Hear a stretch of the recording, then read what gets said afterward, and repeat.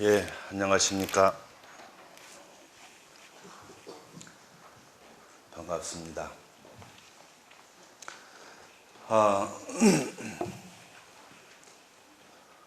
우선 이런 말씀부터 드려볼까요? 여러분 오른손을 한번 보시겠습니까? 뭐가 보이시나요? 보석 반지가 보이시나요? 아니면 왼쪽을 한번 보시겠습니까? 뭘 느끼셨습니까? 네. 왜 이 말씀부터 먼저 드리는가? 오늘 제가 여러분께 드릴 말씀의 내용이 내 안에 붙여, 즉 교리적으로 이야기한다면 열애장 사상에 대한 말씀입니다.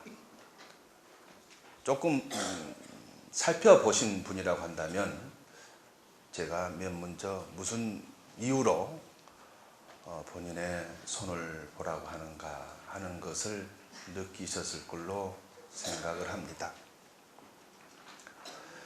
열애장이라고 하는 것이 내 안에 손바닥, 내 안에 있는 부처다라는 것이 지금 바로 말씀드린 그와 같은 의미의 것이다라는 거죠.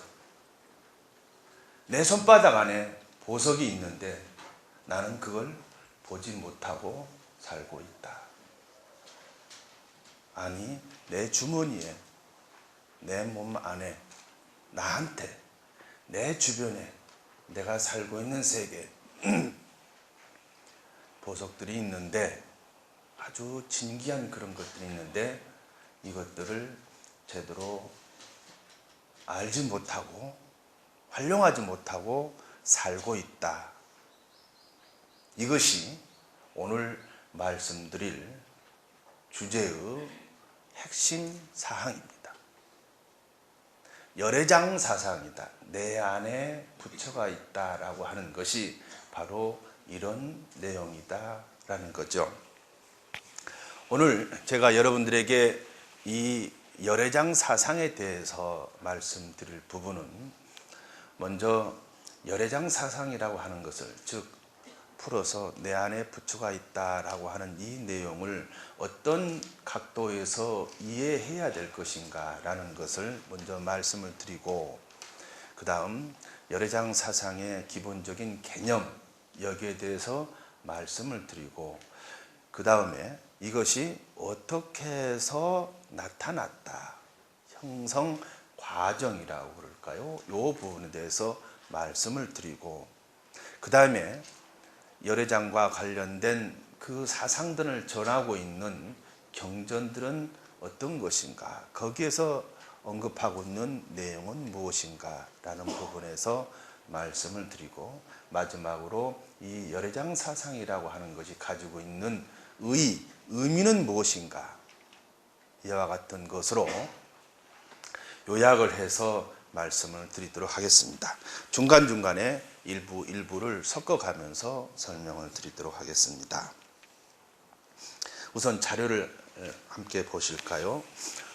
맨 앞에 열애장 사상에서 열애의 모습을 중생, 즉 나 자신 안에 갖추고 있다라는 것으로 부처가 되는 가능성의 근거를 범부 자신에게서, 본인 자신한테서 찾는 가르침이다.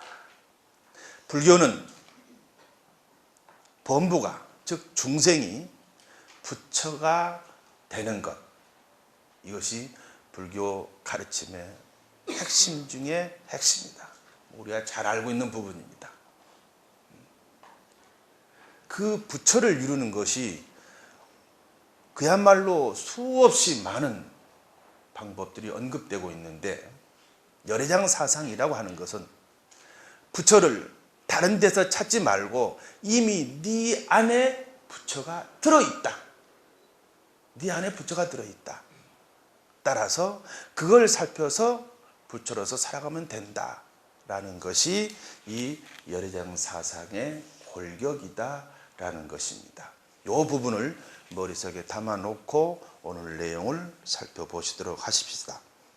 대방등 열애장경에 나와 있는 그 경전 구절을 그대로 언급을 해놨습니다. 선남자여, 부처님은 중생이 열애를 자신 안에 갖추고 있음을 보시고 그것을 드러내게 하고자 법을 설하여 번뇌를 제거하고 불성을 나타내게 한다. 선남자여, 모든 부처님의 법이 그러하듯이 열애가 세상에 나오시든 나오시지 않든 일체 중생이 열애를 자신 안에 갖추고 있다고 하는 것은 상주불변하는 법리이다. 열애장경의 내용입니다. 이 경전에서 언급하고 있듯이 부처님께서 깨달음을 얻으신 다음에 보니까 부처가 되는 것이 특수한 아주 능력을 가진 그런 사람만이, 그런 존재만이 되는 것이 아니라 모든 생명체가 부처가 될 수 있더라 하는 것입니다.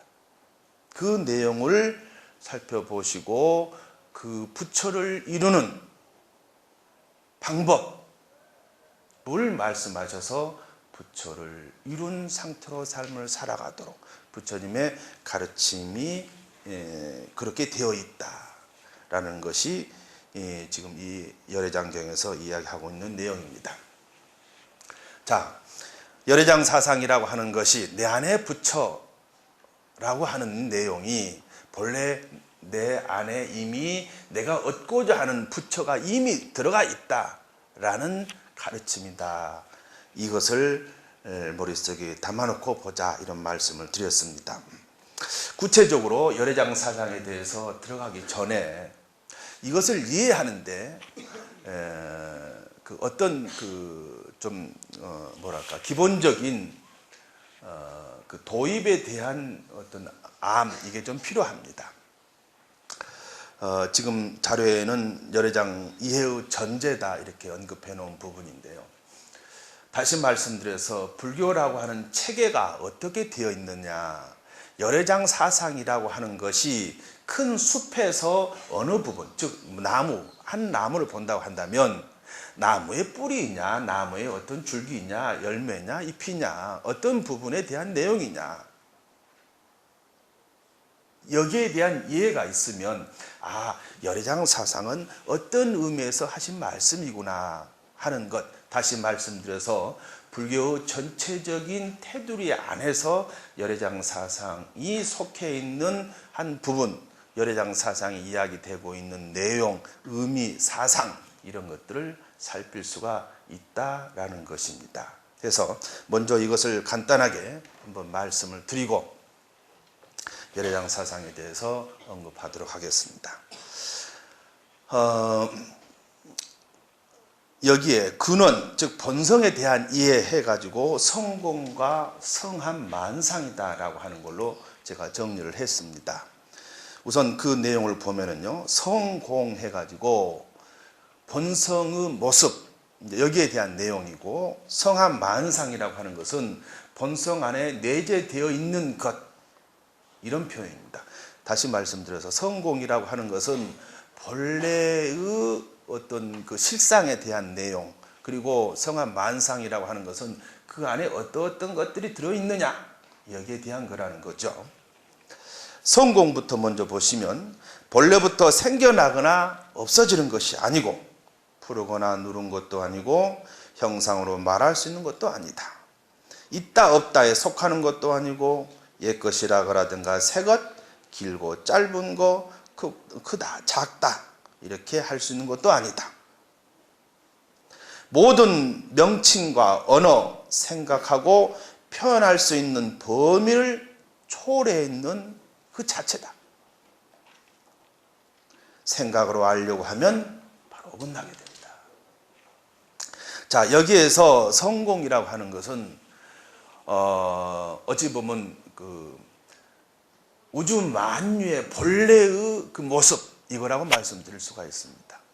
불교에서 말하는 핵심, 선에서 이야기한다면 일물, 이런 것입니다.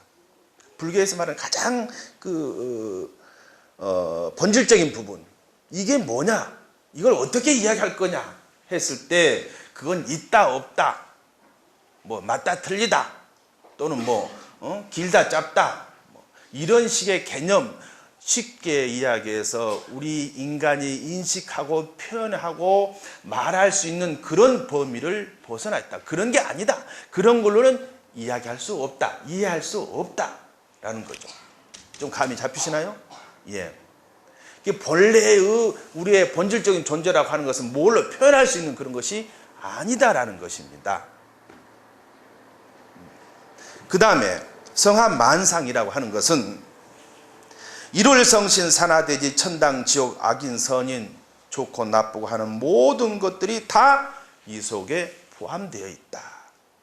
그러니까 성공, 즉 본질의 세계는 뭐라고 표현할 수 없지만 그 안에는 모든 것들이 다 들어있다는 거예요. 모든 것들이 다 들어있다. 이 안에 들어있지 않은 것은 아무것도 없다. 이게 불교에서 이야기하고 있는 본질적인 부분의 설명에 대한 아주 요체입니다.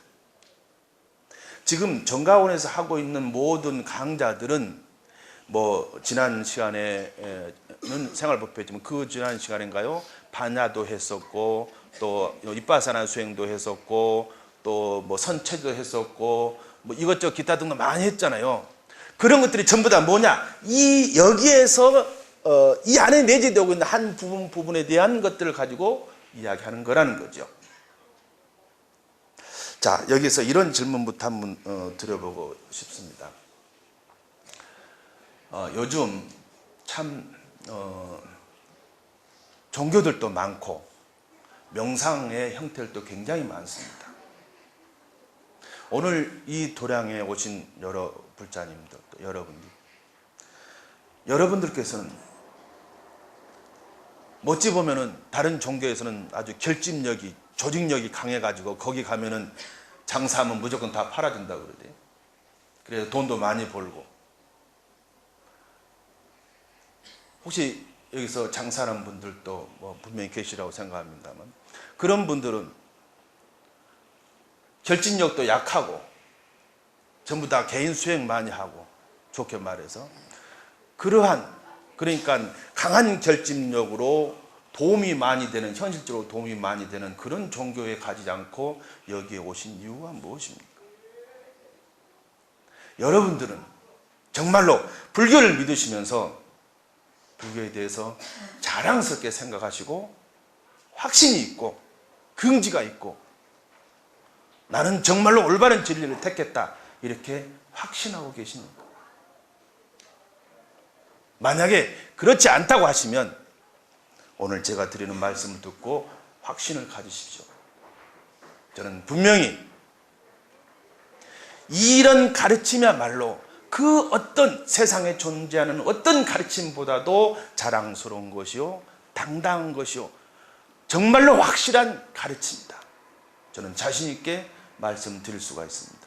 그리고 제 생각으로 그렇게 말씀드리는 것이 아니라 부처님께서 말씀해 오신 그런 경전들의 내용을 바탕으로 해가지고 여러분이 접하고 계시는 이러한 불교, 종교의 가르침에 대해서 어떤 다른 것을 택한 것보다도 올바르게 택하셨다, 긍지를 가셔도 된다라는 것을 분명하게 말씀드린다라는 것입니다. 왜 그러냐? 자, 제가 말씀드렸습니다. 본질의 세계라고 하는 것은 뭐라고 설명할 수 없는 거라는 거죠. 이걸 말로 바꾼다고 한다면, 다른 말로 이걸 뒤집는다고 한다면 어떤 것으로든 설명이 가능하다는 말도 됩니다. 그러나 이제 그렇게 설명을 하게 되면 그 용어가 가지고 있는 의미에 한정이 되기 때문에 문제가 생기죠. 그 밑에 성한만상이다. 우리의 본성 세계는 모든 것이 다 들어있다. 여기에는 부처도 있지만, 우리 입장에서 본다면 중생도 있지만, 열애장의 입장에서 본다면 뭐라고 그랬습니까? 부처도 있다. 옳은 것도 있지만 그런 것도 있고, 정신적인 것도 있고, 물질적인 것도 있고, 신도 있고, 지옥도 있고, 천당도 있고, 나귀도 있고, 세상의 모든 것들이 여기에 다 들어있다는 것입니다. 사람들은 뭐냐? 이 안에 들어있는 어떤 것을 꺼내가지고 이것을 풀어서 이야기하는 것입니다. 성한 만상, 우리의 본질 속에 들어있는 모든 것들, 그 중에 어떤 것을 꺼내가지고 풀어서 이야기한다는 것입니다. 불교 역시 마찬가지입니다. 불교 역시 어떤 사람은, 아니 초기에 일부 부처님의 말씀은 뭐부터 하라고 이야기하느냐, 개정의 사막부터 닦으라 이야기합니다. 탐진치부터 버리라고 이야기합니다. 욕심부터 버리라는 거예요. 욕심을 어떻게 버리냐, 욕심이라고 하는 것이 물질적인 그런 욕심 또는 정신적인 그런 욕심, 이런저런 그런 욕심이라고 하는 것이 너를 끊임없이 괴롭히기 때문에 버려라, 이렇게 이야기한단 말이에요. 그럼 어떤 사람들은 그걸 가지고 자기의 행복을 찾아 나갑니다. 그런데 우리가 잘 알고 있다시피 욕심이라고 하는 것이 본래적으로 있다 없다? 본질적으로 들어가면 있다 없다? 있다 없다라고 이야기할 수 없는 것이다. 중도의 입장에서 보면 이것과 완전히 첫 입문하고 있는 사람들하고는 완전히 다른 형태의 내용을 이야기한단 말이에요. 그러면 그것은 또 다른 부분입니다. 또 어떤 사람들에게는 윗바사나 수행을 이야기합니다.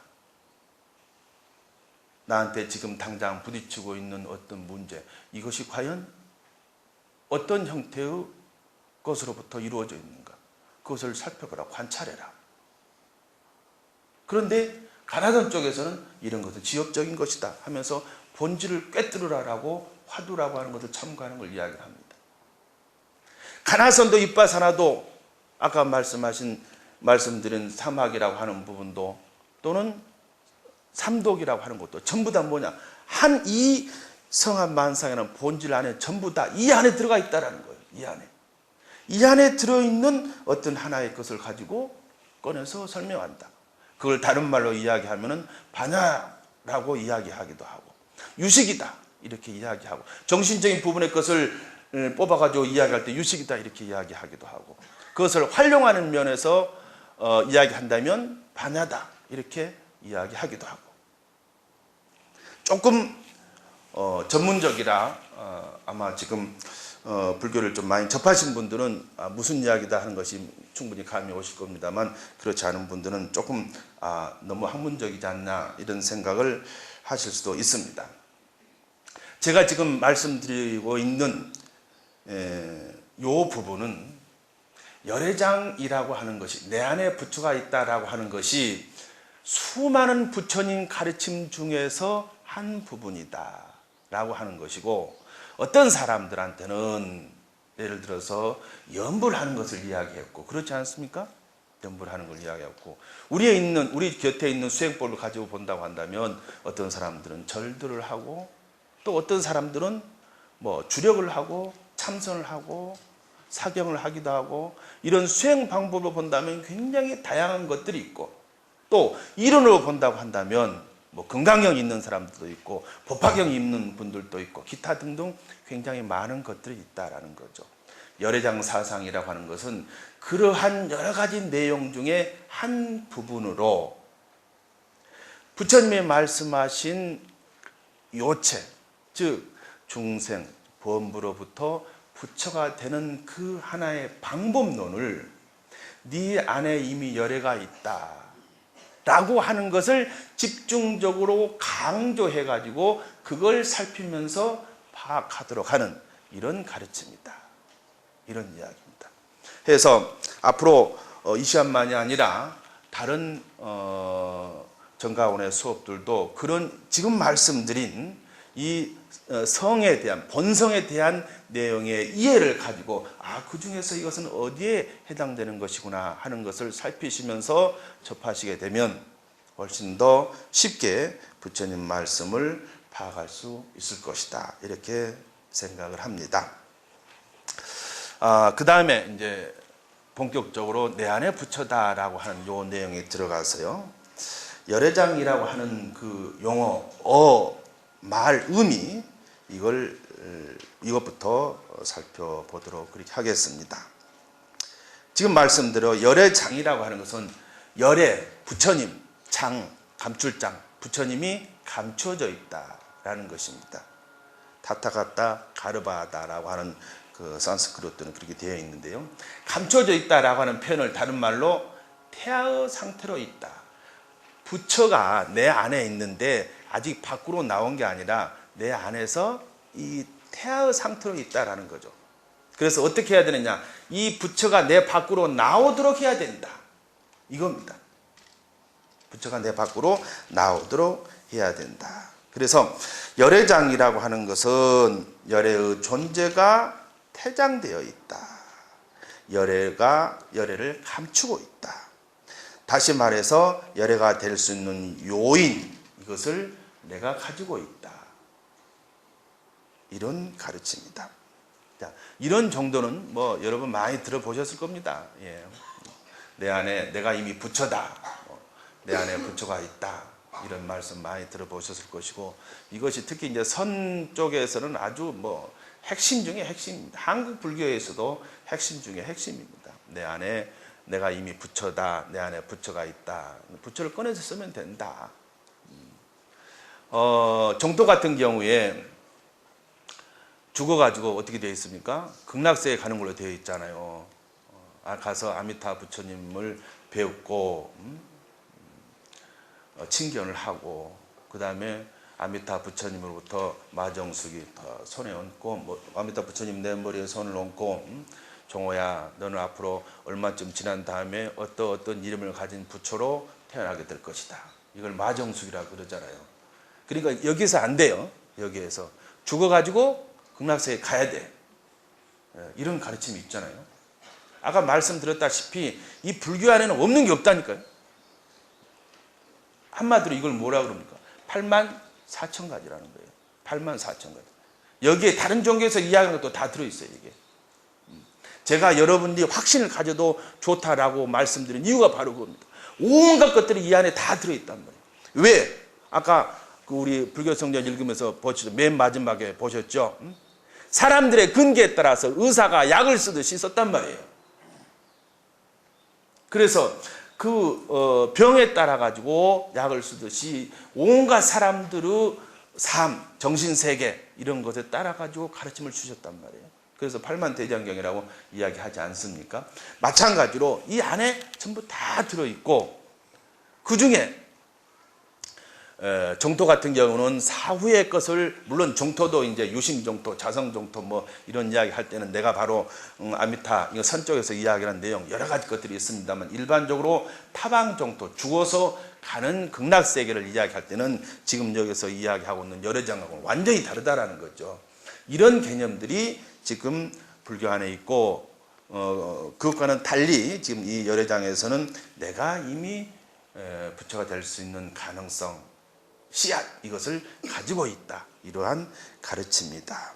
열애장의 본질이라고 하는 것도 마찬가지입니다. 거기에 보면 한문으로 맨 끝에 일체중생 시유불성, 아주 열애장이라고 하는 내용의 핵심입니다. 여러분이 일체중생 시유불성, 요것 정도는 이제 한문으로 외워두시는 것도 괜찮습니다. 모든 생명체가 전부가 다 불성, 부처가 될 수 있는 가능성을 가지고 있다. 잠재를 가지고 있다.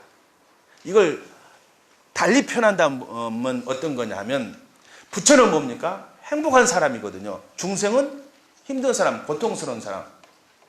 모든 생명체는 행복하게 살 수가 있다라는 거예요. 모든 생명체는 행복하게 살 수가 있다. 그러면 행복하게 살 수 있는 방법이 뭐냐? 여기에 대해서 역시 굉장히 많은 방법들을 이야기하고 있고, 또 열애장 쪽에서는 그 나름대로의 몇 가지를 이야기하고 있죠. 자, 그래서요, 이 열애장에 어떠한 내용들이 들어있느냐, 열애장의 어떤 그 방향, 목적에 대해서는 뭐 아까 말씀을 드렸습니다. 종교적인 측면, 열애장, 열애라고 하는 것이 안에 들어가 있다, 감춰져 있다라고 하는 것, 그리고 우리가 살고 있는 이 삶의 고통스러운 부분, 이것을 제거해서 부처님의 세계, 열애가 드러나도록 태어나가지고 안에 있는 열애를 꺼내가지고 행복하게 살아가는 것, 이것이 열애장 사상의 핵심 가르침이다라고 하는 것. 이 열애장 사상에 크게 네 가지 의미가 있다, 이런 것인데요. 첫 번째는 나는 열애의 그 모습이 먼지로, 유구, 때, 더러움으로 덮여져 있다라는 것입니다. 나는 지금 열애가 내 안에 있는데 그것이 드러나지 못하고 먼지로 오염된 걸로 덮여져 있다. 그게 이제 한문으로 유구진여라고 하는 것이고요. 그런데 내 안에 있는 그 열애라고 하는 본 모습은 사실 밝고 깨끗한 부처님과 같은 그런 존재다. 우선 이 두 가지만 가지고 이야기한다면 나한테는 중생의 모습, 유구진여, 부처의 모습 두 가지 함께 있다. 현실적으로 풀어서 말씀드려본다면 이겁니다. 우리가 막 신경을 내잖아요. 이건 뭡니까? 중생의 모습, 유구진여, 이 열의 장이라는 거예요. 화를 내고 막 거짓말하고 욕설하고 욕심 부리고 막 이런 소위 중생들의 모습은 열의 장이라는 것입니다. 그런데 반대로 다른 사람에게 따뜻히 하고 부드러운 말, 사랑스러운 말하고 이로운 행동하고 함께 아픔을 같이 해주고 그래서 다른 사람의 아픔, 고통을 제거해주고 이건 뭡니까? 부처의 모습, 열의 모습이라는 것입니다. 그러니까 장을 제거해서 열애의 삶을 산다고 하는 것이 사실은 어려운 게 아니라 아주 쉽다라는 것입니다. 또 우리의 삶 속에서 이미 수없이 이루어지고 있다는 것입니다.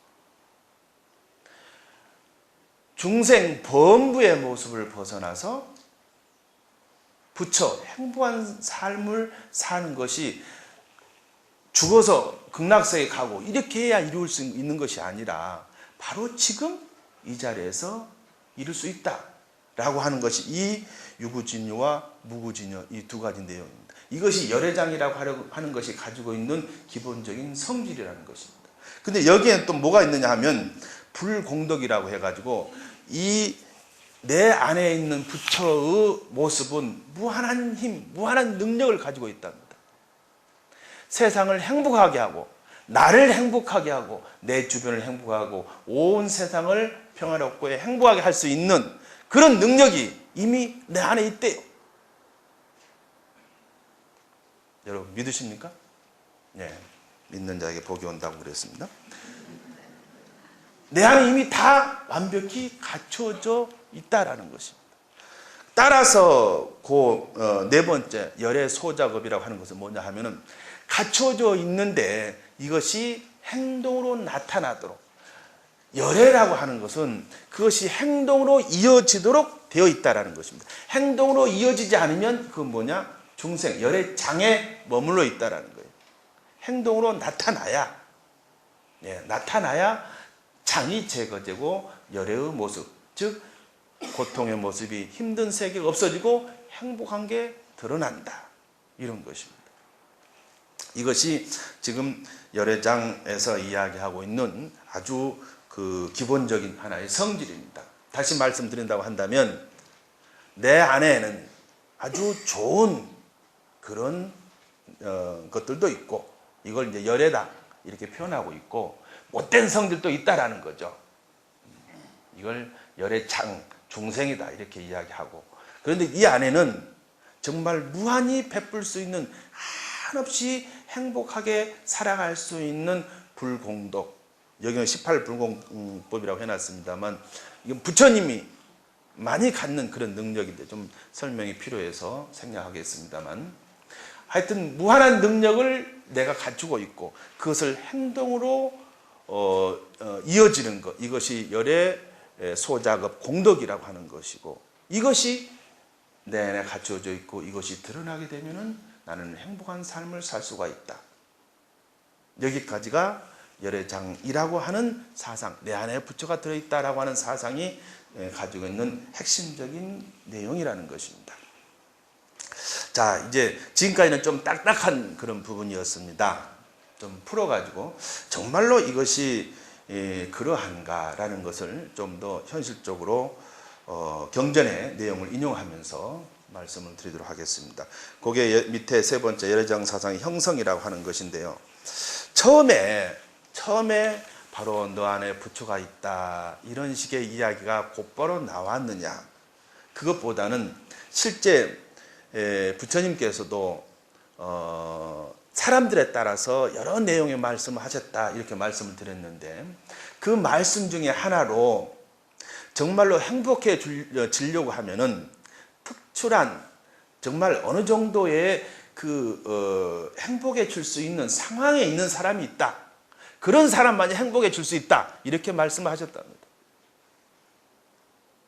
그러니까 아무리 행복하게 하려고 그래도 바보 같은 사람은 행복하게 살 수가 없다는 것입니다. 예를 들어서 따뜻한 햇볕을 받고 싶은데 바보는 뭐냐면 굴 속으로 자꾸 들어간다는 거예요. 왜? 굴 속에 바람도 안 불고 그냥 편안하다고 해가지고 자꾸 들어간다는 거예요. 이건 뭡니까?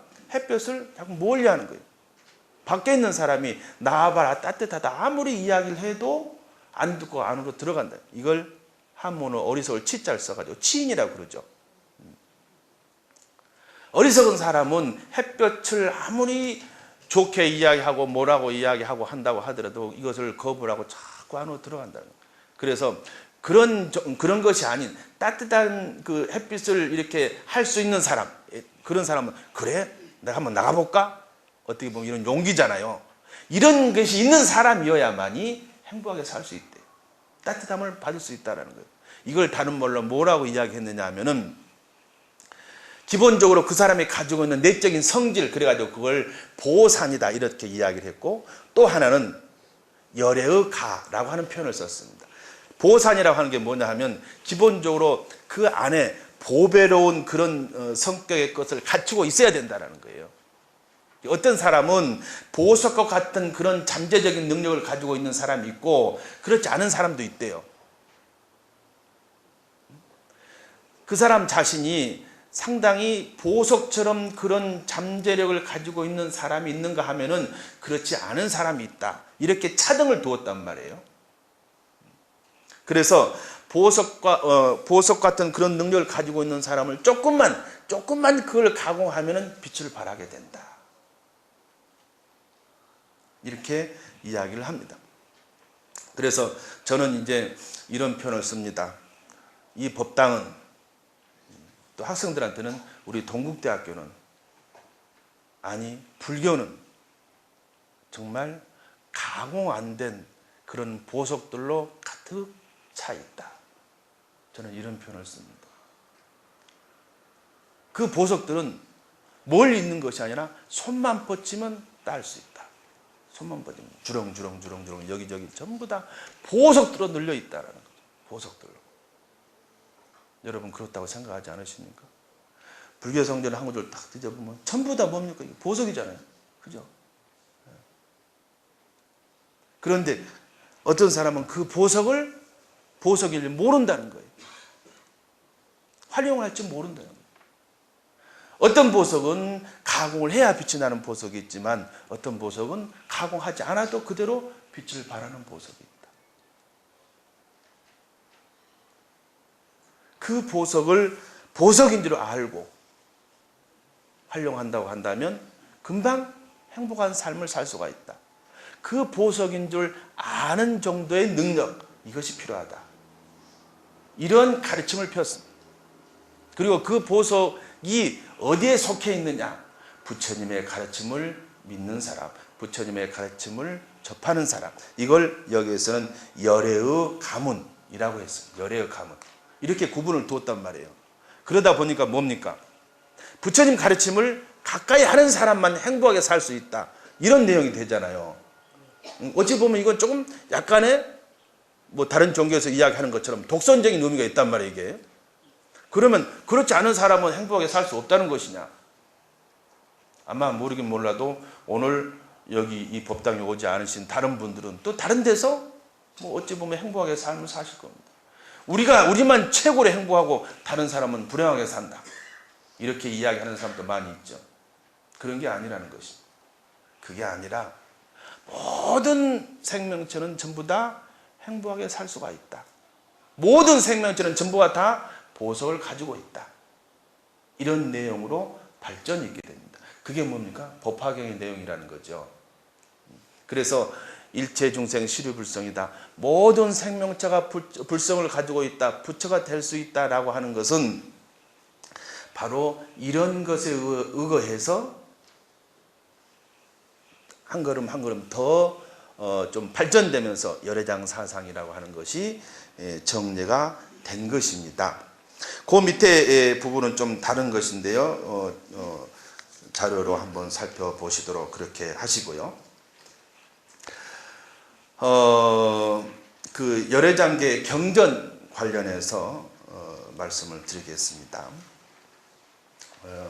세 번째 장에 있는 내용인데요. 보석이라고 하는 부분에 말씀을 드렸는데 이걸 열애장경에서는 9가지 비유를 들어서 이야기를 하고 있습니다. 그 밑에 열애장경에서 주제와 내용의 2번에 일체중생은 열애장을 가지고 있다는 것을 9가지 비유로 설명하고 있다. 거기에 몇 가지 비유를 언급을 해놨습니다. 더러운 오물 속에 떨어져 감춰져 있는 금덩어리, 가난한 이의 집 땅 속에 있는 진귀한 보물, 누더기 속에 있는 순금상, 빈천한 여인이 왕을 잉태한 것, 기타 등등 있습니다. 어떤 친구가, 두 사람 친구가 있었는데 한 친구가 여행을 떠나려고 하니까 다른 친구가 금덩어리를 그 친구의 옷 소매 속에다 넣어주고 이걸 꼬매주면서 물론 그 친구가 잠들 때 여행 가서 혹시 돈이 필요하거든 이걸 팔아서 쓰도록 했다. 들어보셨죠? 열애장경에 나오는 비유입니다. 그런데 이 친구가 여행을 떠나가지고 가다가 도적을 만나가지고 다 털렸다. 그리고 먹을 것도 없고 돈도 없고 구하지 못해가지고 쫄쫄 굶고 고생고생 하다가 간신히 친구가 있는 곳으로 되돌아왔다. 그 이야기를 하니까 친구가 뭐라고 그랬다고요? 내가 자네 옷 속에 그 보석을 넣어뒀는데 왜 그걸 활용을 하지 않았느냐. 우리 삶이 그렇다라는 것입니다. 우리 삶이 그렇다. 내 집안에, 우리 집 마당에 금은 보석이 가득한 항아리가 거기에 들어있다는 거예요. 묻혀있다는 거예요. 무슨 삼국시대의 어떤 유물이 우리 집 마당에 무슨 도자기라든가 금거북이라든가 금부채라든가 그런 게 가득 들어있다. 그것만 발견하면은 로또 당첨된 것보다 훨씬 더 행복하게 살 텐데. 그런데 그게 있는지 몰라가지고 정말 아주 쪼들쪼들 찌들어가지고 그런 삶을 산다는 거예요. 이게 우리의 삶이다. 길을 가는데 뭔 보자기에 아주 더러운 오물로 이렇게 범벅이 된 그런 것이 보자기 옆에 떨어져 나와 있더라라는 거죠. 근데 눈 밝은 사람은 그게 금덩어리가 떨어져서 오물에 묻어 있는 것인 줄 아는데 그렇지 못한 사람은 그걸 금덩어리를 모른다. 이런 비유들이 바로 이겁니다. 이런 비유들이. 내 안에 이런 게 다 갖춰져 있대요. 내 안에 다 갖춰져 있대요. 그런데 그걸 활용을 하지 못한다는 거예요. 내 안에 갖춰져 있다라고 하는 것이 되돌아가서 말씀드린다고 한다면 뭐냐? 열애라는 거죠. 열애. 그게 열애라는 거예요. 열애가 내 안에 다 들어가 있다. 이걸 다른 말로 이야기한다면 내가 정말 행복하게 할 수 있는 그런 것들이 다른 데 있는 것이 아니라 내 안에 있다. 그래서 선사들은 뭐라고 그러나요? 부처를 다른 데 찾지 말아라. 너한테서 찾아라. 네 안에 모든 것이 다 갖춰져 있다. 한결같이 그렇게 이야기합니다. 행복은 다른 데 있는 것이 아니라 내 안에 있다. 성질 팍팍 내면서 와, 내 인생 왜 이러지? 성질 안 내면 내 인생 왜 이러지가 금방 바뀌는데 성질 팍팍 내면서 내 인생 왜 이러지? 그러면서 그냥 맨날 짜증만 내고 힘들어한다는 거죠. 그런데 아까 열애장이 가지고 있는 기본적인 성격에 뭐가 있다고 그랬습니다. 성질 내는 것도 어디에? 내 안에 있고, 환하게 웃고 기뻐하는 것도 내 안에 있고, 내 안에는 세상의 모든 것이 다 있다. 중생도 있고 부처도 있고 세상을 창조하는 신도 있고 파괴하는 신도 있고. 인도에서 본다고 한다면 비슈누, 시바, 신 전부 다 어디에 있냐? 내 안에 있다는 거예요. 내가 세상의 창조자예요. 내가 세상의 파괴자라는 거죠. 내가 세상을 행복하게 하는 사람, 내가 세상을 고통스럽게 하는 사람. 따라서 나는 누굽니까? 전지전능한 하나님입니다. 맞습니까? 네. 그렇잖아요. 앞에 성, 본성에 대한 내용 이야기할 때 그렇잖아요. 내 안에 다 들어있다. 내 안에. 그러니까 이걸 좀 축소해가지고 이야기해 본다고 한다면 자기 인생을 갖고 나가는 건 누구냐? 자기라는 거죠. 자기 행복을 만드는 건 누구냐? 자기라는 거예요. 자기 고통을 만드는 게 누구냐? 저라는 건 본인 지라는 거지. 왜 다른 사람 탓하고 달리 이야기하냐 하는 거예요. 이걸 좀 더 넓게 해보면 자기 가족을 행복하게 하는 게 누굽니까? 그 가족 구성원이라는 거예요. 자기 가족을 고통스럽게 하는 누구냐? 그 가족 구성원이라는 거죠. 그 가족을 행복하게 할 수 있는 요인은 어디에 있습니까? 제가 가가지고 뭐 갖다 드리는 게 아니란 말이에요. 그분들이 가지고 계시단 말이에요. 어디에서? 그분들 안에서 나온단 말이에요. 뭘 통해서? 얼굴을 통해서, 눈가의 웃음을 통해서, 얼굴의 미소를 통해서, 입의 부드러운 이야기를 통해서, 한두 마디 행동을 통해서 여기서 나온다는 거예요. 자, 여기에 뭐 있습니까? 없습니까? 여러분 손에 양쪽에 뭐 있습니까? 없습니까? 이게 다 들어있다니까 이 손에. 내가 누구라고 그랬어요? 세상을 창조하는 사람이란 말이에요. 그죠? 예. 이런 불교의 가르침이 이러니 정말 긍지를 안 갈 수 있겠습니까, 여러분? 자신을 안 가질 수 있어요? 어떻게 생각하세요? 제 이야기 아니에요. 부처님의 가르침이란 말이에요. 이게 열애장 사상이란 말이에요. 이게 우리나라를 행복하게 하는 게 누구냐? 우리나라 안에 있는 사람이란 말이에요. 우리나라를 고통스럽게 하는 사람이 누구냐? 우리나라 안에 있는 사람. 쇠고기 요새 난리더만 난리. 참 근데 좀 이해는 못하겠습니다 정말. 그거 먹으면 뭐 광우병 걸린 거 먹으면 그 MBC TV 우연히 틀다가 저도 그 잠깐 봤는데 소가 못 일어나더만 완전히 해가지고 픽 쓰러지고 사람도 그렇게 된다며요. 그러다가 뭐 얼른 죽는다며. 또 뭐 1년 동안 그 공무원들 식당에 그거 한다 그래가지고 우리가 마루타냐 그러면서 공무원 사이에서 뭐 데모한다고 뭐 그런 걸 그 기사를 봤는데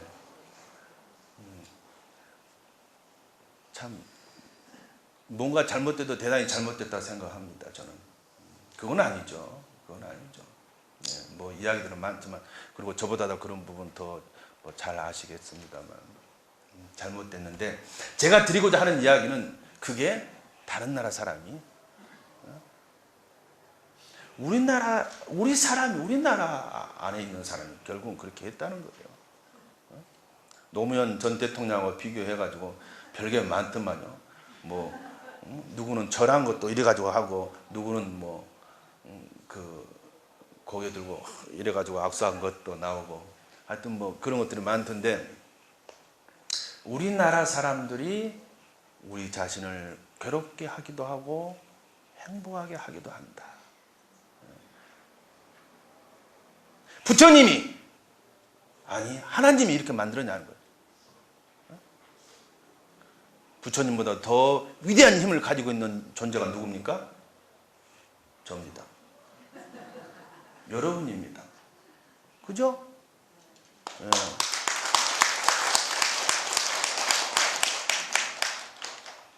하나님보다도 알라신보다도 더 위대한 힘을 가지고 있는 존재가 누구라고요? 예, 저입니다. 여러분입니다. 여러분. 그렇게 거창하게 가지 말고 내 자신을 행복하게 하는 게 누구냐? 우리 가족을 행복하게 하는 게 누구냐? 좀 더 나가서 우리 사회를 행복하게 하는 게 누구냐? 바로 나 자신이다. 우리다. 라는 것을 가르치고 있는 것이 바로 이 열애장 사상이다. 우리 안에는 모든 것이 다 들어있다라는 것입니다. 우리 안에는 모든 것이 다 들어있다. 이제 이런 내용을 보고도 오늘저녁에 가가지고 신경을 내는 분은 그런 분은 이제 이 장이 너무 두터운 거예요. 장이 너무 두터운 거예요.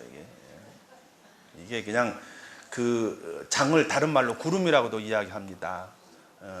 구름이 나를 덮고 있는 거예요. 이게 너무 두터워가지고 위에 야 조금만 하가 구름만 조금만 치면은 따뜻한 그 햇빛이 쬐요 하는데 그냥 뭐 햇빛이 세상에 어디 있어? 이러는 겁니다. 그래서 좀 뒤에 보면 나옵니다만은 정말로 앞에 열애의 가문이라고 하는 거기에 든 사람이 행복할 수 있다라고 하는 이유가 왜 그런 것인가 하는 것을 알 수가 있습니다. 이런 내용을 접해야 정말 내가 행복하려고 그러면 우리 식구가 내가 사랑하는 우리 자식들이 우리 부인이 남편이 행복하려고 그러면 어떻게 해야 된다? 이걸 우리가 내가 어떻게 알 수가 있잖아요. 그리고 그렇게 하는 것이 바로 그 자리에서 내 행복을 이루어내는 거란 말이에요. 성불이라고 하는 것이 부처를 이루었다라고 하는 것이 뭐냐? 부처가 행복한 사람이에요. 저는 그렇게 표현한다고 말씀드렸잖아요. 최고의 행복한 사람이 부처님이란 말이에요. 최고의 행복한 사람이. 정말 24시간 1년 내내 행복한 사람이 부처님이에요. 우리는 그러지 못하고 뭐 하루에 24시간 중에서 1, 2분 행복하다. 행복할 수 있잖아요. 어떤 분들은 뭐 10분, 20분, 어떤 분들은 3시간, 4시간. 그 정도가 다를 뿐이지 다 행복한 게 있단 말이에요. 그죠? 예. 행복한 게 있단 말이에요. 행복한 게 있는 게 뭐냐? 이게 뭐라고요? 열애, 부처님이라는 거죠. 그렇지 않은 거? 열애창이라는 거죠. 따라서 네가 행복할 수 있다. 다른 걸 통해서 오는 것이 아니다. 네가 네 스스로의 그 삶의 자각과 변화를 통해서 네가 행복할 수 있다. 그리고 그걸 이론적으로 설명하고 있는 것이 지금 여기에서 네 안에 금덩어리가 있다. 네 마당에 너네 집 마당에 이 그 금은 보석으로 가득한 그런 게 있다라는 그런 내용입니다. 그 밑에 이게 열애장경의 내용이고요. 그 다음에 부증불감경 요건 조금 이제 다른 내용입니다. 예를 들어서 밑에서 세 번째 줄 정견, 사견이란 무엇인가 더하고 덜하고 하는 그런 생각을 갖는 것인데요. 열반은 얻어지는 것이다. 뭐 인연 없이 생겨난 것도 있다. 그러니까 수행을 통해서 뭔가 얻어진다라든가 성불을 한다라든가 이런 게 아니라는 거예요. 우리는 이미 성불된 세계가 우리 안에 갖춰져 있다는 거예요. 부처의 세계가 행복하게 삶을 살 수 있는 세계가 내 안에 이미 갖춰져 있다. 이런 것입니다. 따라서 얻어지는 것이 아니다, 이런 내용이고요. 그 다음에 감견이라고 하는 것은 죽으면 다 그만이다, 세상 끝이 있다, 다 없어진다, 이런 등등의 생각을 하는 것. 그런데 그런 게 아니다라는 거죠. 죽음은 절대로 끝이 아니다. 죽고 사는 것이 전부 다 어디에 있다고요? 성, 그 본질 안에 다 들어가 있던 거예요. 죽는 것도 사는 것도 아픈 것도 낫는 것도 전부 다 그 안에 들어가 있다. 다른 표현을 쓸 때 어떻게 쓰냐 하면은 허공이라고 하는 것에 비유를 합니다.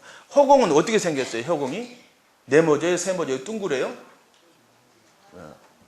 뭐라고 설명할 수가 없죠. 그냥 허공이 요즘은 빅뱅에 대해서 뭐 이야기하고 그럽니다만은 불교에서 허공이라는 것은 무변, 없을 무자, 가변자, 끝이 없대요. 이 불교에 대한 공간적인 개념에 대한 이해를 좀 하시면 훨씬 더 깊게 그 의미를 하실 수가 있는데요. 허공은 끝이 없대요. 갈수록 가도 끝이 없답니다. 그래서 이게 뭐 네모지다, 둥그렇다 어떻게 이야기할 수 없대요. 이걸 줄어들면은 옛날에는 원자, 전자, 요즘은 쿼터라고 이야기해가지고 뭐 6가지 쿼터 뭐 이렇게 이야기하고 그럽니다.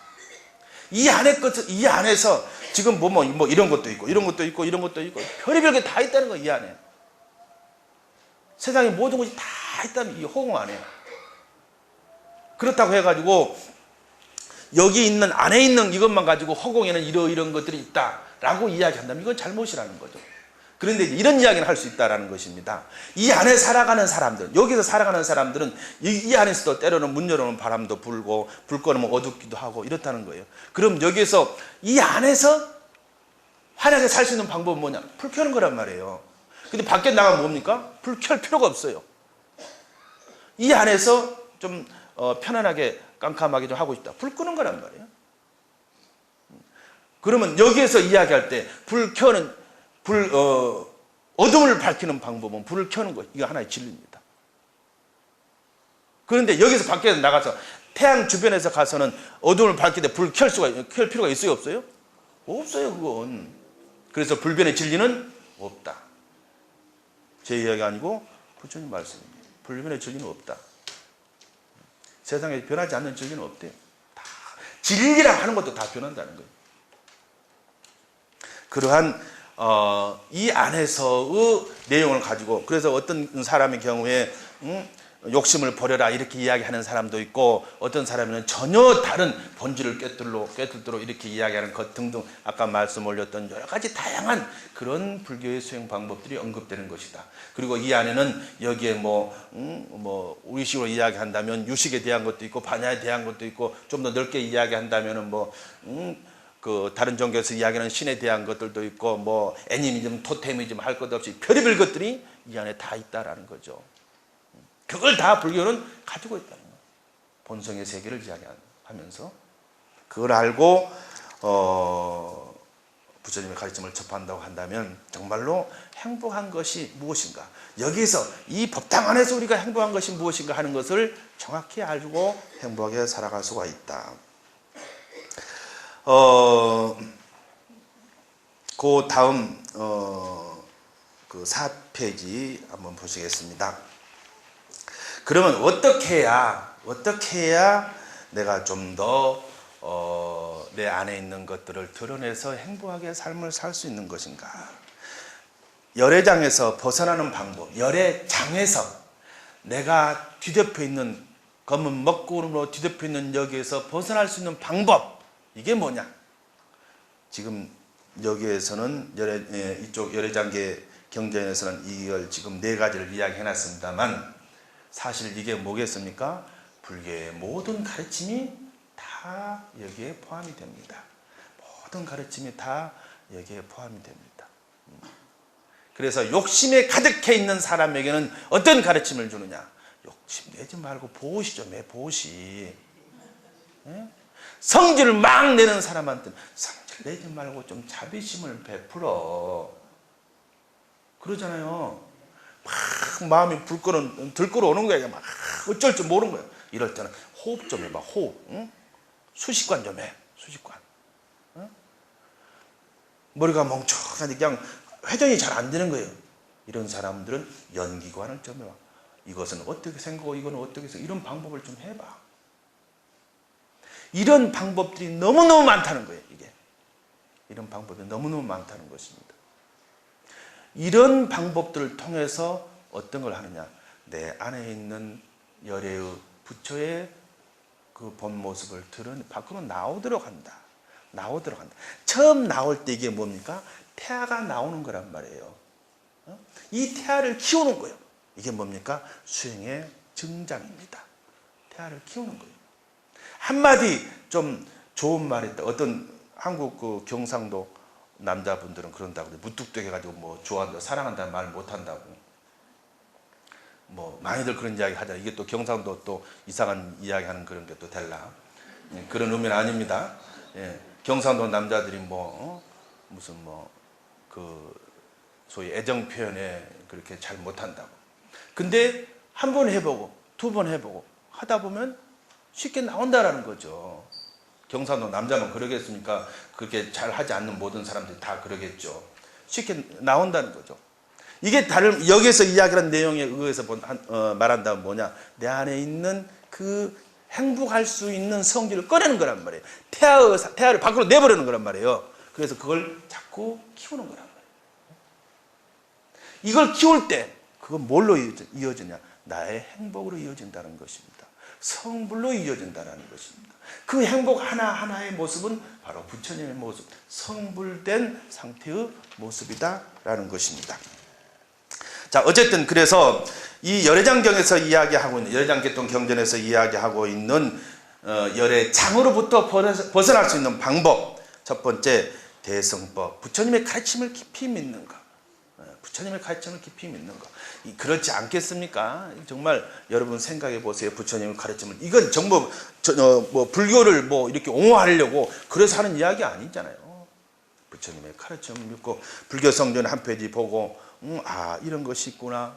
이렇게 하고 그걸 또 행동으로 이어서 계속하고 그러면 열애창이 제거되고 열애가 드러나는 것이다. 반야바람의 수행, 지혜를 계속 증장시키는 것, 그 다음에 삼매를 깊게 하는 것, 대차비심을 일으키는 것. 승만경에 보면은 열애장 삼부경이라는 것이 열애장경 부중불가하는 승만경이라고 거기에 있습니다. 승만경에 보면 이런 내용이 있습니다. 첫 번째, 계를 지킨다. 두 번째, 교만한 마음을 내지 않는다. 세 번째, 성질을 부리지 않는다. 네 번째, 질투심을 내지 않는다. 다섯 번째, 인색한 마음을 갖지 않는다. 여섯 번째, 재물을 가난한 사람들을 위해서 쓴다. 일곱 번째, 자신을 위해서 좋고 부드러운 말, 이로운 행동, 즉 사서법, 그걸 행하지 않는다. 다른 사람을 위해서 그렇게 한다라는 거죠. 여덟 번째, 남의 고통들을 덜어주려고 노력을 한다. 아홉 번째, 악한 사람들은 그것을 하지 못하도록 선한 사람들은 잘 감싸주고 이런 행동을 한다. 열 번째, 부처님의 가르침을 잘 따르고 이렇게 한다. 이런 것 등등이 언급되어 있습니다. 승만 부인이 일반 제가 불자의 입장에서 이야기하고 있는 것이 대표적으로 교만한 마음을 내지 않고 성질 부리지 않고 질투심 내지 않고 마음을 인색하게 쓰지 않고 이렇게 하다 보면 뭐가 되느냐? 열애가 드러난다는 거예요. 내 안에 있는 열애가 드러난다는 것입니다. 내 안에 있는 열애가 드러난다. 이게 다른 말로 말하면 뭡니까? 보통 사람들은 전부 다 교만하게 내고 성질 부리고 질투 부리고 이렇게 산다는 거죠. 이런 부처님의 가르침을 접하고 그렇게 살아간다고 한다면 열애가 드러나게 된다라는 것입니다. 마지막으로 열애장 사상의 의의에 대해서 간단하게 말씀을 드리도록 하겠습니다. 첫 번째, 열애장 사상은 행복에 살 수 있는, 부처가 될 수 있는 가능성의 근거를 그 자신, 중생이 가지고 있는 본성 속에서 찾는 가르침이다. 또 그것을 죽은 다음에 하는 것이 아니라 지금 바로 이 순간에 내가 내 안에 있는 열애의 성품이 나오도록 해서 살아가도록 하는 그런 의미를 가지고 있다. 세 번째는 교리적으로 모든 생명체가 부처님과 똑같다라고 하는 절대 평등의 그런 가르침을 주고 있는 것이다. 이건 불교밖에 없습니다. 다른 데는 전부 다 내 말 안 들으면 가만 안 놔둬요. 그러잖아요. 다른 종교에서는 내 말 안 듣고 가만 안 놔둬. 부처님 뭡니까? 내 말 안 들으면 야 제발 내 말 좀 들어라. 부처님 사정하잖아요. 내 말 들으면 어떻게 너 행복해. 그런데 뭡니까? 보통 사람들은 그게 안 듣는 거예요. 그냥. 그러면서 계속 힘들다고 투덜댄단 말이죠. 네 번째, 중생이 가진 무한한 희망, 가능성. 우리 입장에서 보면 너한테 모든 것이 다 갖춰져 있다라는 무한한 희망과 가능성, 이 내용을 이야기하는 것이다. 따라서 열애장의 입장에서 본다고 한다면 인간이야말로, 사람이야말로 최고의 존재다라고 하는 것을 강력히 말씀하고 계시는 그런 것이다. 이렇게 이야기할 수 있습니다. 따라서 열애장 사상의 핵심이라고 하는 것은 부처가 되는 것, 거기에 핵심이 있는 것이 아니라 내가 내 안에 이미 부처의 모든 것이 갖춰져 있다라고 하는 것을 인지하고 그것을 드러내도록 하는 것, 여기에 열애장 사상, 즉 내 안에 있는 부처라고 하는 이 부처님 가르침의 내용의 핵심이 있다. 이렇게 말씀드릴 수 있습니다.